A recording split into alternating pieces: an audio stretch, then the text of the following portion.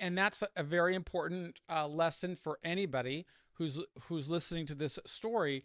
Sometimes it's not about justice, it's about politics.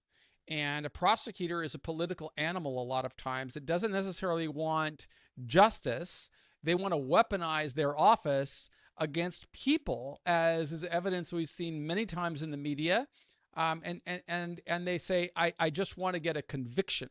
They don't want justice. Justice, there's this old saying. I think it was a psychologist or a psychiatrist who came out with it. It said when the only tool you have is a hammer, every problem looks like a nail. And Yes. and that's what a very much a prosecutor is like. It is, I've got an ability to indict somebody. I want to get a conviction. I want to lock them up. It will be very good for a prosecutor's resume to indict a very prominent psychiatrist. It looks great on his resume, but it's not always in the interest of justice. And many people will. I would always argue, if somebody knows they're guilty, focus on the best outcome, which would be, how do I get out at the soonest possible time?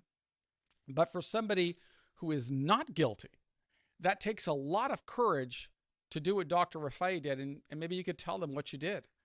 And to your point, this is specifically what happened. So a new U.S. attorney was appointed in that year period, 4 months before my indictment. A new U.S. attorney was appointed, and she drove the narrative like